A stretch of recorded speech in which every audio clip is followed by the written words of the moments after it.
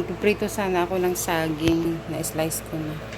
Kaso, wala na palang, wala na pala yung lighter, wala na palang, Tapos ito, may niluluto ako dito. Kain na lang natin yung saging. Ng mga, 10 minutes. Ayan, 10. Waiting. Good morning, everyone. So, actually, kaya gising ko lang. At saka kasi, kaya tayo late bumabangon kasi yung mga anak ko na dalawa, late na din sila natutulog.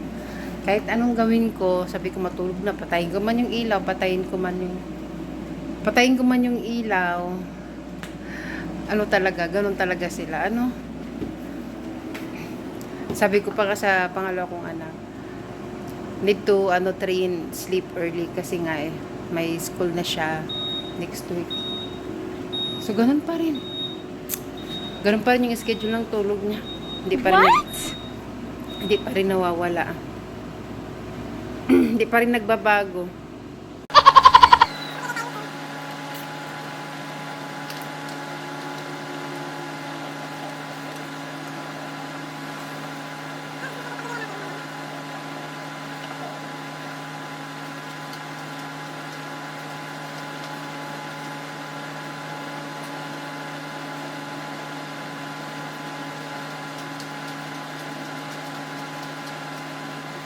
Maglagay tayo nito.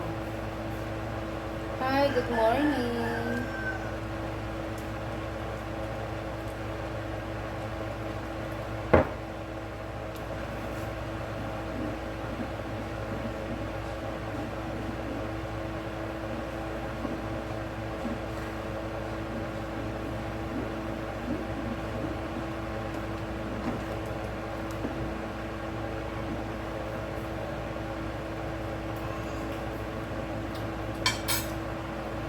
Danny still sleep?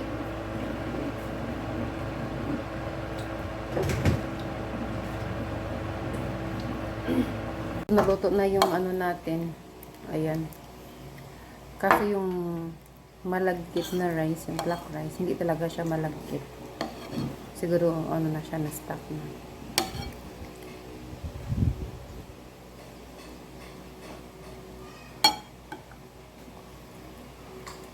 Kasi nung last time din, di ba, nagluto din ako. Hindi talaga siya malagkit. Kain tayo.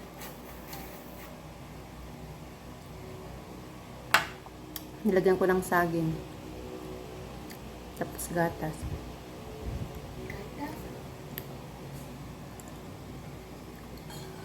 Malulunod tayo ng gatas. Yeah. Yung anak ko naman, kinakain niya saging. Saging na saba. Ang mukha. Yun yung breakfast niya. Okay na siya nun sa ganon. Ito, ayaw niya. Mag-try? Ayaw na ito.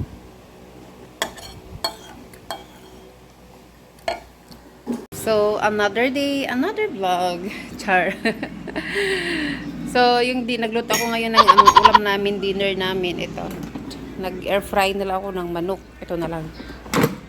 Pero minarinate ko yan siya ng mga, 3 hours ko siyang minarinate. Para magkalasa naman. So, anak ko na dalawa. Ayan. O, diba? 1 hour lang, ate, cellphone,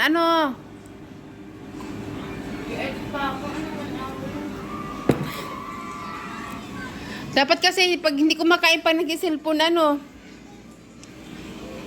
Ay! No! No! Ash! No!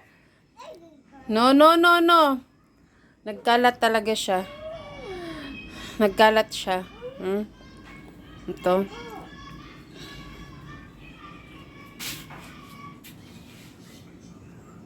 Nagkalat yung aking Junatas. Ayan siya. Naglalakad na po ako. Very good. Huwag na po ako. I love you. Pasaway. O sige, you get your baby. Get your baby. Kami, nilaway ko na. Ano. Malakad na siya. O, diba? Dati nag-worry ako sa kanya kasi syempre hindi pa siya naglalakad. Kasi ano na siya 19 months old. Kasi yung dalawa kong anak talaga, maaga sila naglakad. Wala pang 1 taon naglalakad na sila. Yung panganay ko, 1 taong takbo na.